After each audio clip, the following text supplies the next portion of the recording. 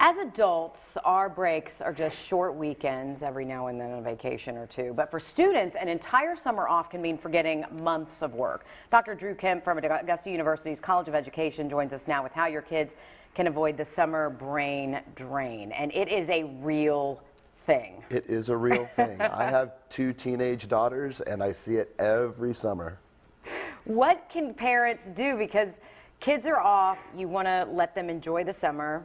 You want to let them kind of sleep in late and hang with their friends, but at the same time, too, you need to put some work in front of them, put a book in front of them. Right. How can you do that without resistance? Well, the thing is what's going on in schools right now. It's a lot about, reading and writing and that kind of thing. But to be honest, it doesn't matter what you read or write. So anytime you can find anything to read, it's perfect for a child of any age. One way you can do that, which kids tend to like, is turn on the closed captioning on your TV, because they can watch a show and then the words are right there below it so they can read along with what's going on, and it can prompt those reading skills easily while they're watching TV. That's genius. That is absolutely genius, because that's the type of thing that a kid would not protest. Exactly. Let's sit down and watch TV for a while. Okay. And if you turn that on, you can say, see if you can read aloud with it. And then you can have the child interested in what they're doing, and it doesn't feel schoolish. Right. Because the summer shouldn't be about school. School's hard enough and enough pressure as it is. What are some other things that parents can do? Because it is very difficult to think of ways to do this. Absolutely. A really important one is just to make sure kids are creative. In school there's so many things that go on with worksheets and math and things like that, which are all very important. But there's a creative side of our mind that you can really work on over the summer. A really simple thing to do is just go outside, find things around the yard, and create art projects. Take pictures of them, post them to friends, post it on social media, and then put it all back again.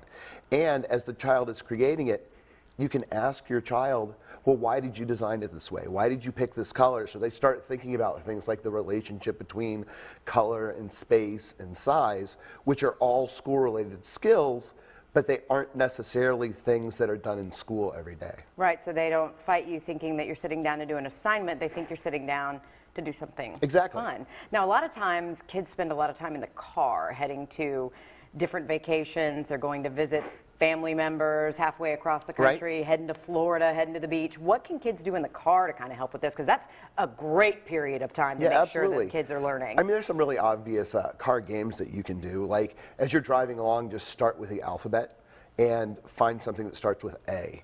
And you keep finding things that start with A until someone can't do it anymore. And then move to B and C. And especially for younger kids, it allows that language development that's important. Oh, yes, and I have definitely done that with my daughter, who just turned 6. I can tell you that also eats up quite a bit of time on the road. And some of us parents who, when we spend a lot of time with a young child, it's good for our brains, too, because after a while, when you're not having a ton of adult interaction and you're mainly focused on your child, it's good to keep parents sharp. Exactly. I know that sounds funny, but it's the truth. And my kids, when we travel, I mean, they're both teenagers, they're both in high school. I'll have them do things, just go to a news site and just read me news articles just to keep me interested while I'm driving, but it also allows them to know what's going on in the world. So it allows us to talk about recent events, things that are in the news, so they're more aware of their community and the world around them, and it still allows us to have a conversation. Sure, and you're also entertained while you're driving. Absolutely. So this is a multifaceted benefits here.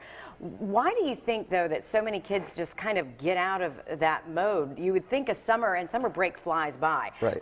How much are they losing in that amount of time? There's a lot of research about different amounts, and it's not that it's lost, it's just not, students lose the ability to access it. When they're in schools, there are tools with which to remember things. They use mnemonic devices, they study for tests, they have points of access. Once it gets to the summer, those are kind of lost because there isn't a purpose for remembering it. So when you get back to school, you're having to re-access all those things. But if you keep the mind active, it allows those access points to be more easily found. And plus, it's, too, repetition during the school year. A lot of kids go through different ways of learning where things are repeated in the classroom, and then they're able to remember it. But when you actually learn something through these different activities, you're suggesting the space relationships and the shapes for the art project with the outdoor things that you find laying around, that makes you remember it Absolutely. more instead of just the memorization and then the regurgitation. Absolutely. And there's other things that you can do to just keep enhancing those skills. Teach your kids to cook. You know, get into the kitchen, measure things out, and say, what do you think would make this taste good? Even if it's wrong. You know, it might be macaroni and cheese, and they're like, well, I really like onions. And you're like, okay, allow them to try it. And when it doesn't work, well, why didn't you like that? And then you're working on vocabulary, reasoning skills, description, and things like that, where you wouldn't normally be able to do that.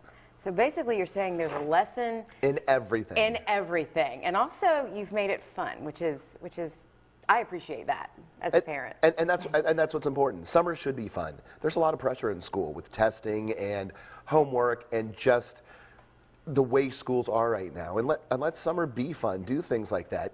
There are a million things you can do, like Google how to make Play-Doh. I mean, all it is flour, cream of tartar, salt, and oil.